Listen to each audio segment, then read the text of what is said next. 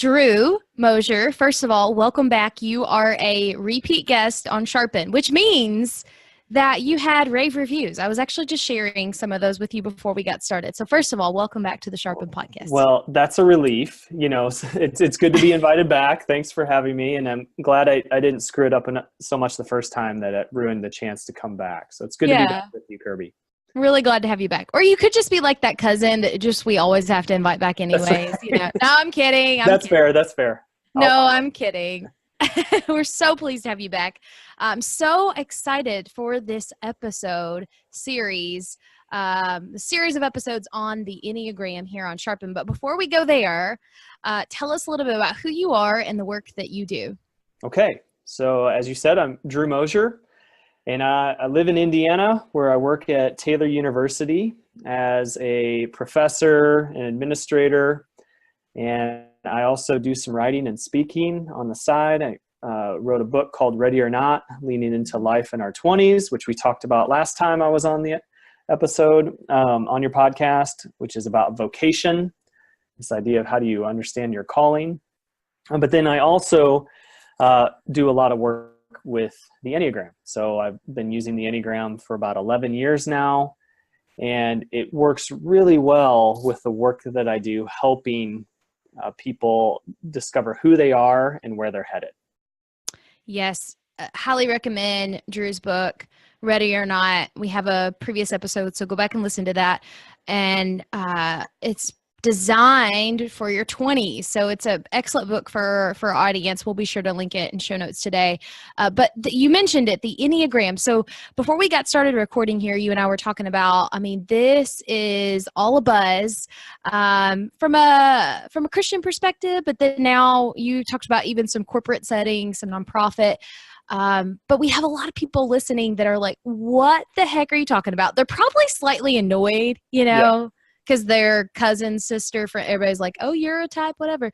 So let's just start at the very beginning. What in the heck is this Enneagram thing that everybody's talking about, and why is everyone all of a sudden talking about it? Yeah, that's a great question, because it is hard to get into any social setting or work environment without someone talking about this Enneagram thing. Yeah. And I think it's important to note that Enneagram is ENNEAGRAM, which is a Latin kind of mashup, meaning 9 things, or a framework of 9 things.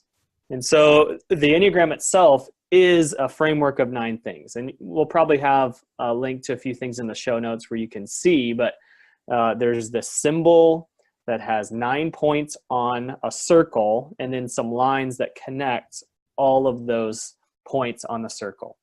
And what that really means is that there are 9 different types of people in the world, and that we all have a dominant personality type, and that helps us understand so much about who we are and what makes us tick. And so the Enneagram has been around for centuries. It's an ancient tool. You'll see traces of it all over antiquity.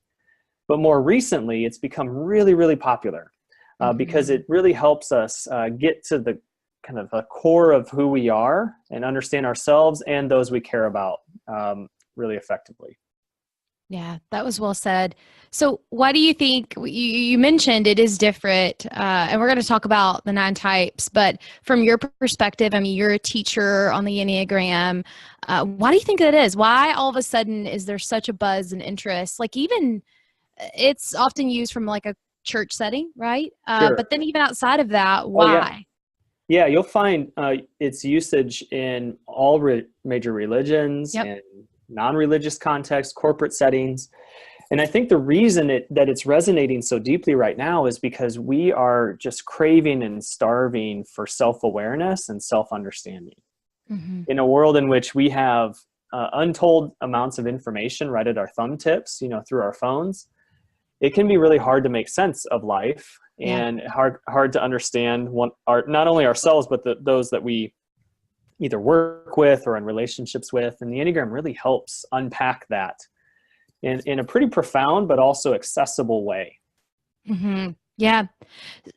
so you mentioned that we're talking about 9 things or 9 types. And if you've been in a social setting and people are talking about, I'm a this or I'm a that, and I think you're a this or that, it can be super annoying. But then sometimes you'll have one victim at the table who doesn't know their Enneagram type. And then by the end of it, partly probably because they're super annoyed, they're like, how do I know my type? What would you say to that dinner guest there? Right. So there are 9 different types, and they're associated with a number 1 through 9. And every person has a dominant personality type. And so that'll often then be translated to just a simple number. So for instance, I'm a 3, which means I'm an Enneagram dominant type 3. Yep. And then that also has a nickname associated with it, and then a whole, kind of general common understandings of what it means to be a type 3. Now, the way in which you go about discovering your type is really personal. So I'm very much of the school of thought that you have to discover and kind of acknowledge and own your own type.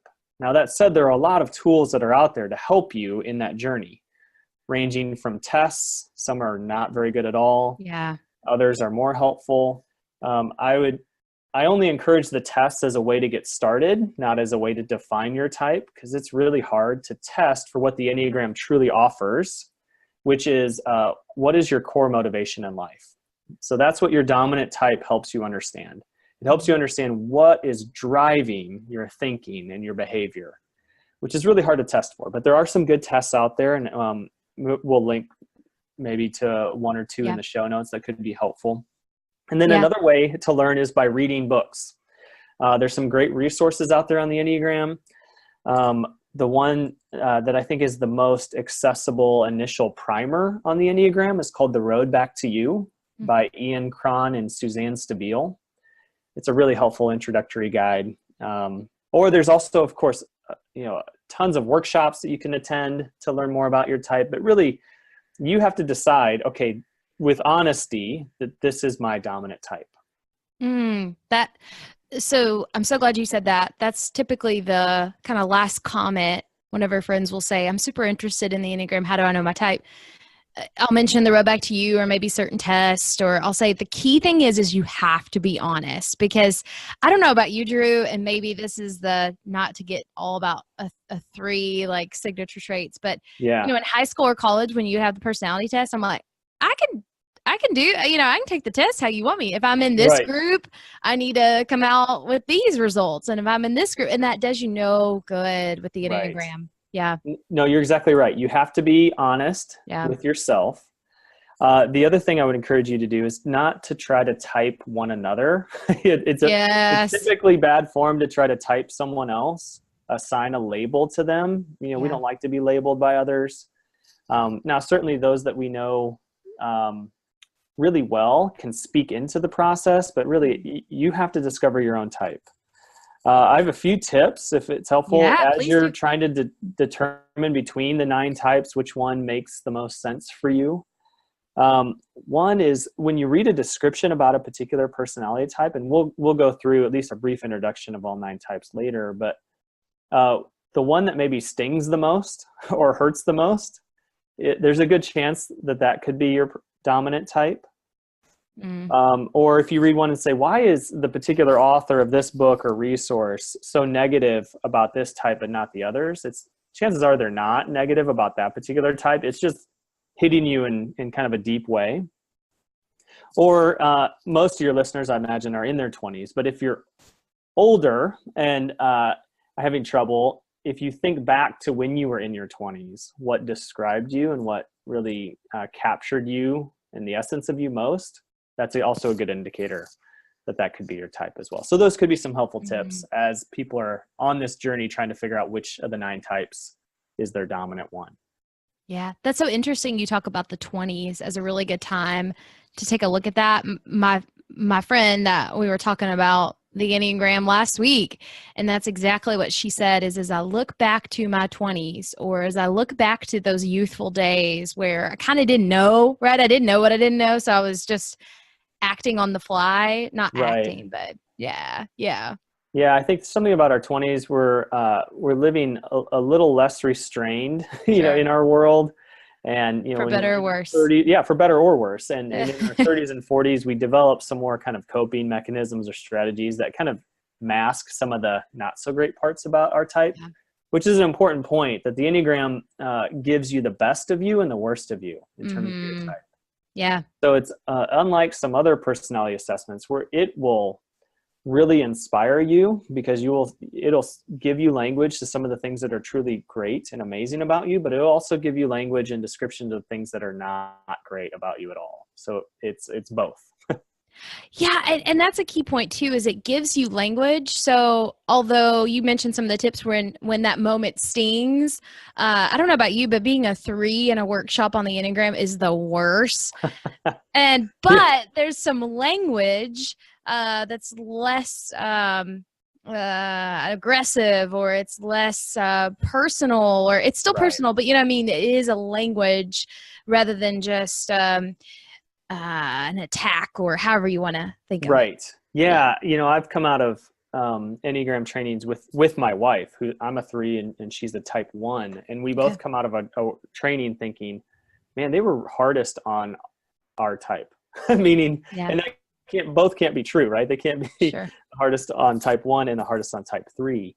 But it really is how we are experiencing and connecting with the language associated with that type. Yeah. Well, so let's go through the 9 types. So Sharpen listeners, you are in for a treat. We are doing an entire series on the Enneagram for young professionals. So Drew he's told us a little bit about the Enneagram. He's going to give us a walkthrough of the 9 types. And then we are going to have a follow-up interview with each of the 9 types to hear about how they're using this framework in the workplace and beyond. So we're going to dive deeper into this, but Drew, you start us wherever you want to start on that. You probably have an order. Yeah. So, well, what I thought I'd do, teachers do it different ways. I'll just start with 1 and kind of go around the horn, go 1 through 9. And now I'm going to speak very briefly about each type. So hopefully just to whet the appetites of your listeners. Yeah. Then they can dive more deeply in your follow-up episodes. But before I start that, really important to note that this should give you a lot of grace and compassion and understanding for yourself and for others. So that's what I think the best use of the Enneagram is that understanding should lead to compassion and greater understanding for one another, as opposed to, labels or, using these types as weapons against one another. So with that being said, let's start with type 1. Okay.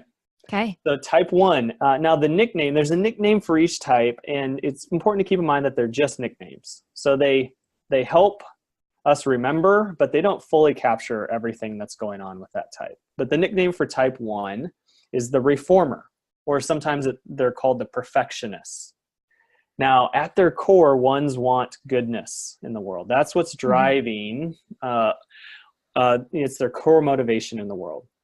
But when they are faced with a lack of goodness in their world, or they see all sorts of brokenness or injustice or things that aren't right, they develop a lot of habits or just patterns of improvement. And most notably within themselves. So that they're very hard on themselves and have a really high standard for who they are. So what this looks like then is that 1s are often they're rule following. They can be perfectionistic. They can come across sometimes as critical or judgmental, but I think it's important to note that they're most critical of themselves.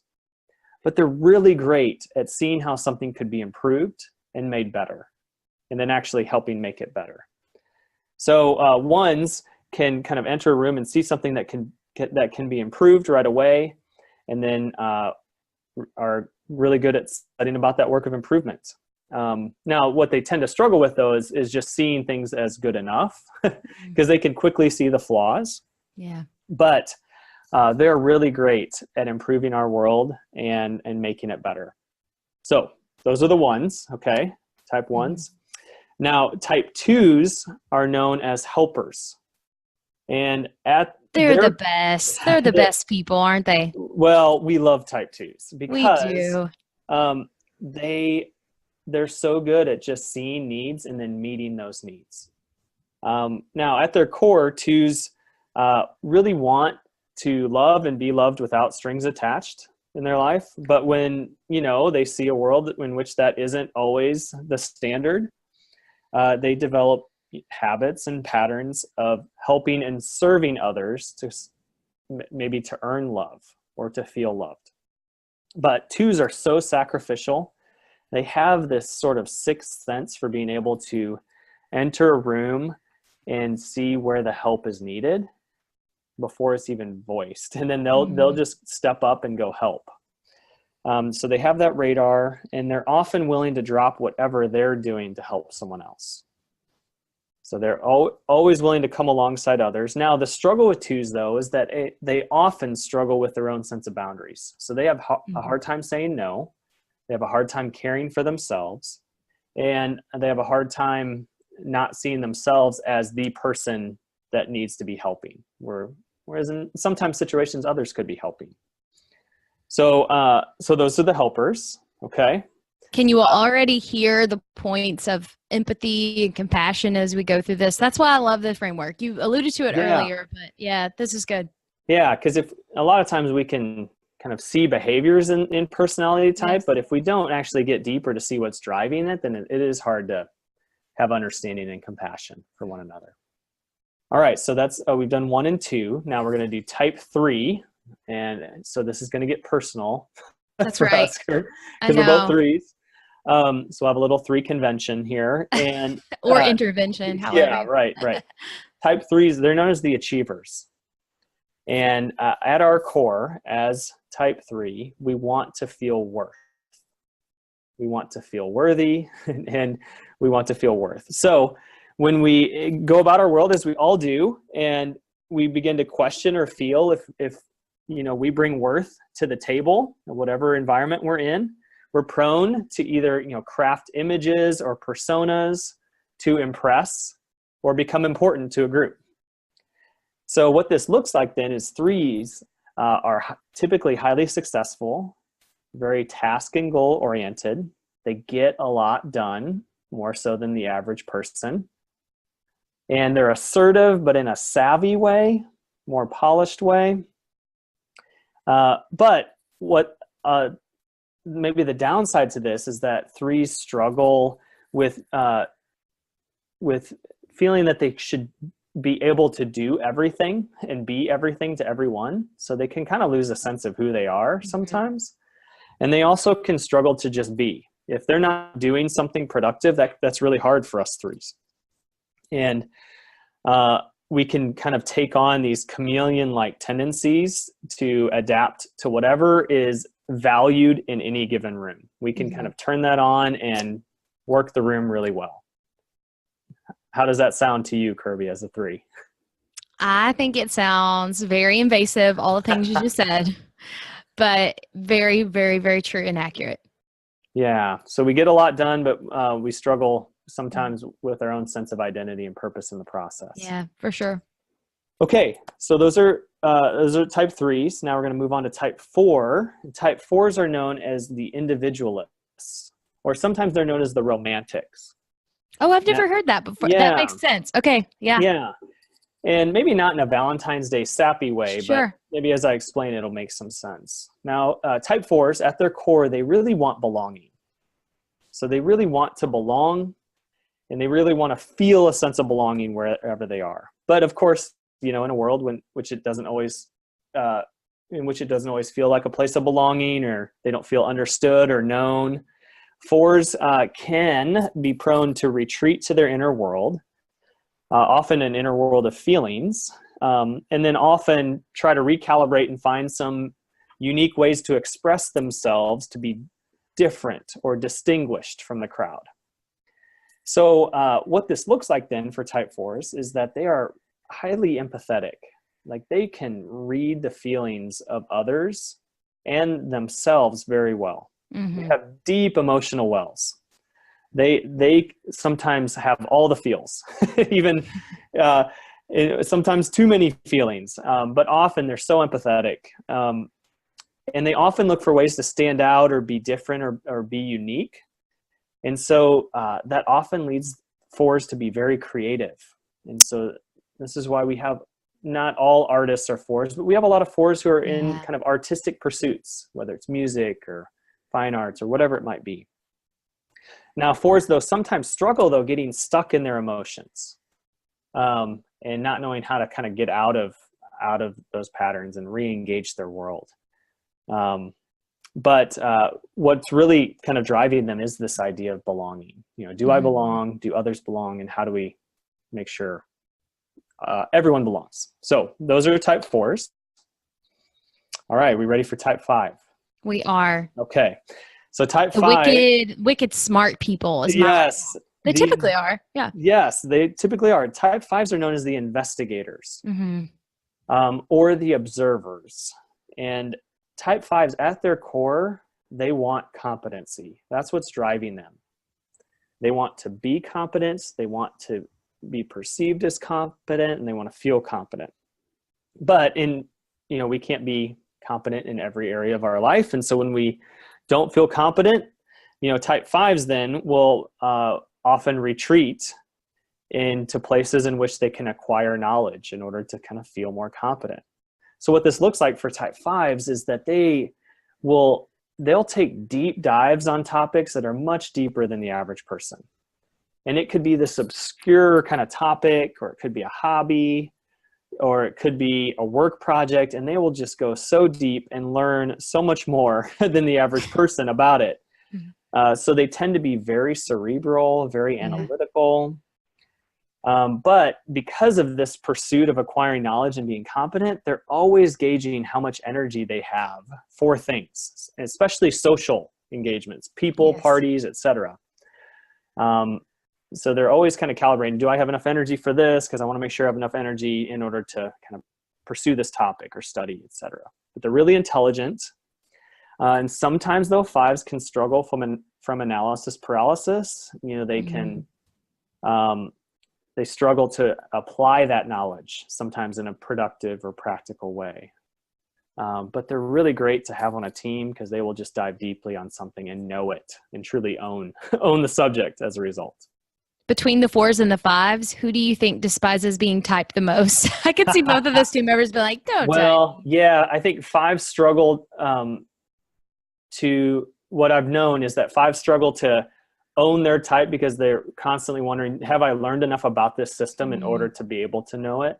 Yeah. 4s struggle to be typed often because you don't understand me well enough to be able to, type me or to categorize me into this particular box, if it's a book or test. So they both struggle to be typed, but from different motivations, right? Which makes sense given what we know about them. Yeah. Okay. So type 6. 6s are known as the loyalists of the Enneagram, which talks about their core motivation. At their core, they really want loyalty. And, in a world full of people who make mistakes and, misunderstandings and whatnot, that, we all find ourselves in situations in which we sense a lack of loyalty sometimes. And so what that looks like for 6 is that they look for ways to feel secure. And so you'll see 6s sometimes securing their environment, locking doors. Not all 6s do this, but some do. Regardless, though, 6s are very good at threat forecasting. So they can... So I don't know. That's funny. They can think in worst case scenarios very quickly and very easily. Whereas other types, what could go wrong? Nothing. They aren't even thinking about it. But 6s are often thinking about what could go wrong and what their response will be if that actually occurs or happens. Sure. Now, 6s also are great team players because they value loyalty above all else. So they are so loyal to a team and to a cause or to an organization. But they are kind of the safety officers of the Enneagram sometimes. So they will make sure that all the safety boxes are checked. But sometimes all that threat forecasting isn't always productive, right? So 6s can sometimes struggle to just rest and relax, in the now and trust their own intuition that things are going to work out. Yeah. Yeah. All right. 7s, very different from 6s. Are they the most excited to be typed? Usually, yeah. Typically, yeah. And then sometimes the quickest to check out when they've discovered their type because they're moving on to something else, because sevens are known as the enthusiasts, okay? And at their core, sevens want contentment in their world. And they want to feel content, and they want others around them to feel content. But not everything is happy and positive. And so when that's at risk, sevens are prone to seek that contentment or that satisfaction elsewhere. So what this looks like is sevens are often the life of the party. They're the ones that you know that bring the fun, typically. Now, they're not the only fun type, I'll say, on the Enneagram, but they are consistently just a really fun people to be around. Sevens are always up for an adventure. Mm-hmm. So they're high energy, they're winsome, they're also assertive, like us threes, but in a more of a fun, kind of whimsical way. So they're the ones encouraging, hey, let's go do this.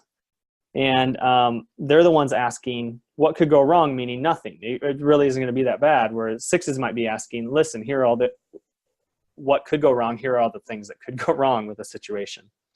But the struggle with sevens, though, is that they often don't stick around in something when it gets boring or difficult or painful. So they'll be quick to kind of check out of a situation once maybe the satisfaction, contentment, or fun or excitement is gone, and they'll be looking for it somewhere else. Mm-hmm. But they're fun to be around for sure. Oh. And you can see how, as we talk about all 9 types, we need all 9 types, right? They all bring something to the table. Yeah. Yeah, I can imagine for those of us, the Enneagram is a new framework, or for those of us that this is a refresher, we're like starting to see these teams we're on, and we're starting to think about the relationships that we're in, and it just gives you a whole other side to their perspective on things, and it also says we need you all. We don't need all threes, we don't need all sixes, we don't need all. Yeah, I love that that's what comes from the Enneagram. Right. Yeah, I often get asked, well, what's the best type? And the answer is they're all the best and they're all the worst. So we need, there's no pecking order here with these different types. They all bring really great things to the table, and they all have some blind spots. Except 9s, they'll tell you Jesus was a 9. So they're like, well, yeah, there's different theories about that for sure. Yeah. Okay, so 8s. I'm married to an 8, Drew. Did you know that? No, I did not know this. Okay, so you have to tell me if any of this resonates with you since you're married to an 8. Okay. 8s are known as the challengers of the Enneagram. Now, 8s at their core, what they want in life is protection. And so anytime that they feel that protection is threatened, or if they're unsure that the protection is there, they respond by going on the offense. And so 8s are known then, or maybe you'll see a lot of 8s as hard charging, high energy, generally powerful. Like the 8s will even just have a kind of a powerful presence about them. Mm-hmm. Even if they're not wielding that power actively, they just kind of have a powerful presence about them. Sometimes especially when unhealthy, they can be kind of controlling. They can take charge of a situation, but they're strong leaders typically. I talked about 3s being assertive, but in a savvy way. I talked about 7s being assertive, but in a really fun and whimsical way. 8s are just assertive often, period. They're not as concerned, about how others are receiving kind of their force of life in the world. Mm-hmm. But here's what's great about 8s. They can take charge in situations, and often when others are looking around for who's going to lead this thing. They're also fiercely protective of the people that they care about the most. Now, 8s tend to have a smaller kind of inner circle in which they're willing to be vulnerable, because again, if protection is paramount to them, they're going to really be selective about who they're vulnerable with. But 8s are so protective of the people they care about the most. Mm-hmm. So I would, I'd want an 8 in my camp any day, because they will be very protective, fiercely so, of the people they care about. So does that resonate at all? Yeah, you were talking about the 20s and how that time Yes. frame can be helpful to think about. Even eights, this is just a pattern that I've observed in talking with eights, Drew. You should start Uh-huh. incorporating this into your teachings. Yeah, yeah. But when someone's like, I'm between like a 6 and an 8 or a 3 and an 8, like they'll go through, and not that this is the deciding factor, but I'll say, have you ever been in a fist fight before? And Yeah.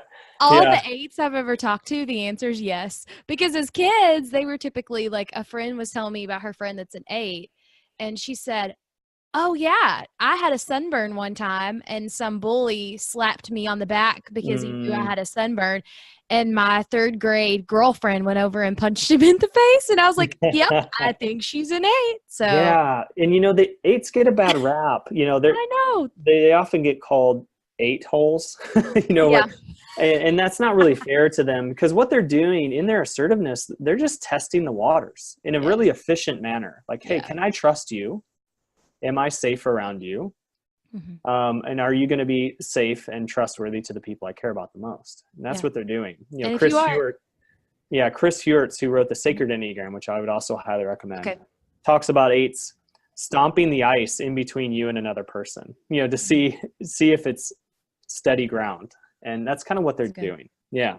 That's good. But Well, there you go. There's a little tip on your teaching. yes. And then Yeah. the other thing about eights too is that they have this kind of, maybe hard exterior to a lot of people, but when they're in their inner circle, they will just melt. And so Yes. that's why I say eights are amazing. They kind of transform either with babies or puppies.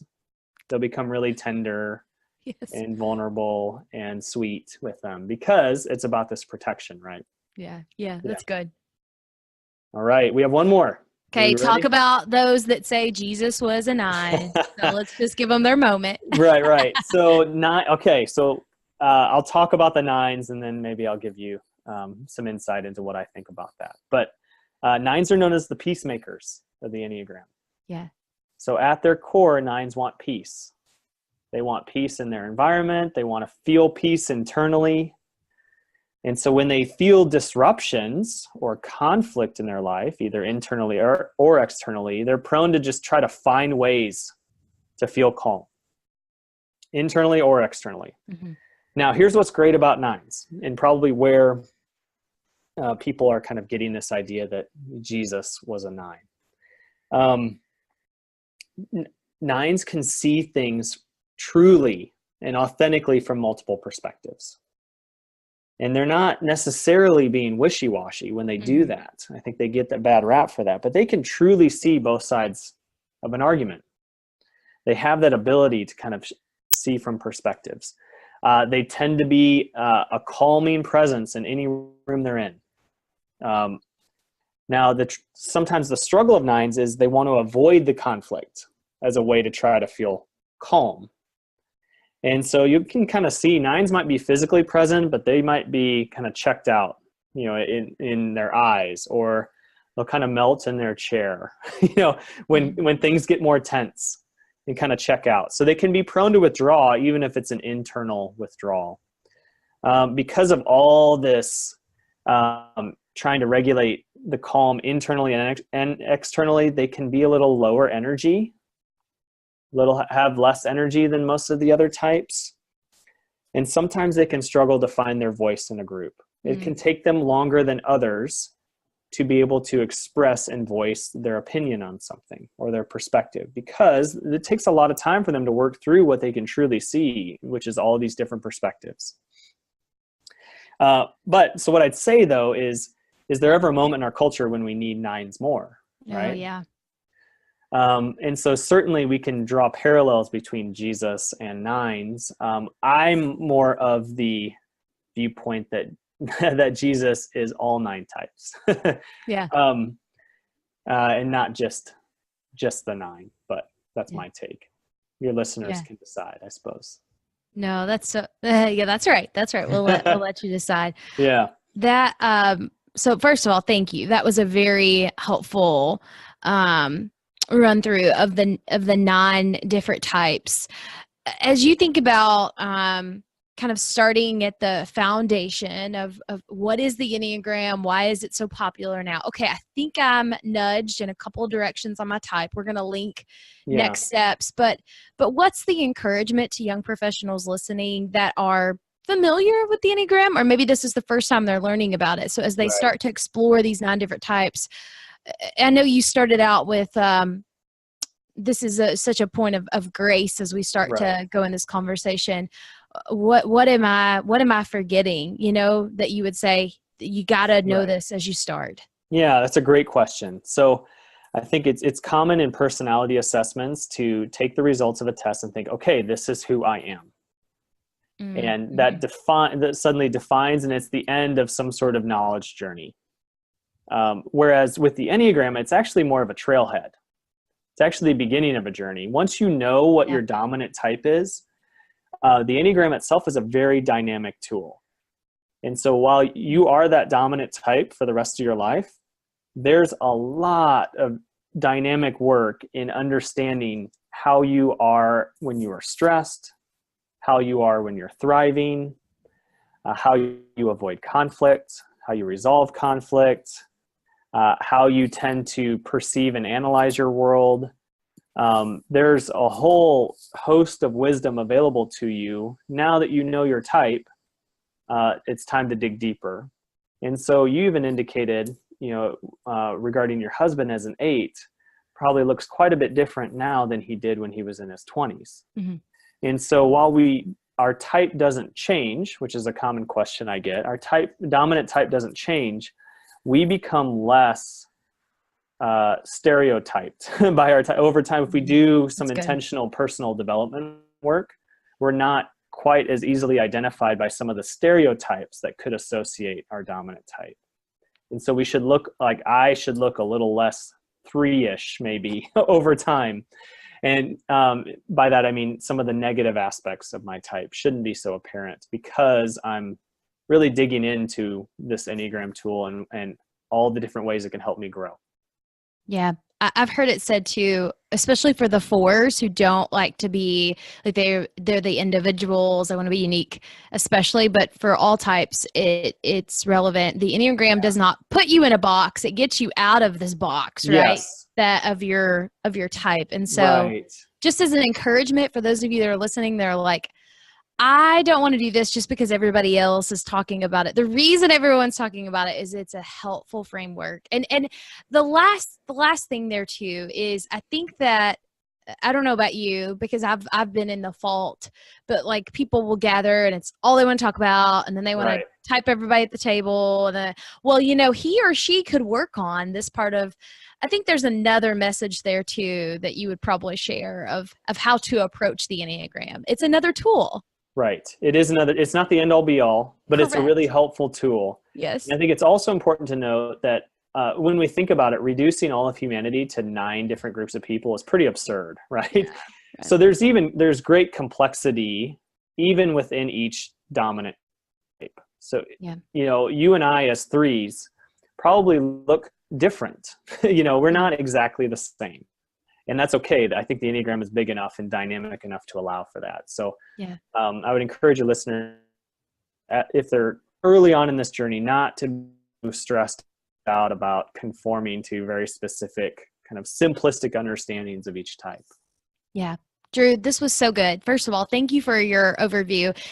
For those that are listening that want to connect with you to learn more, I mean, you're a great teacher of the Enneagram. Obviously, we gave you a short amount of time to go through all 9 types, but we'll be sure to link in show notes how folks might connect with you. But you mentioned the Enneagram in your book, Ready or Not. Are there any other resources that you have that folks can check out? And we'll be sure to link them too.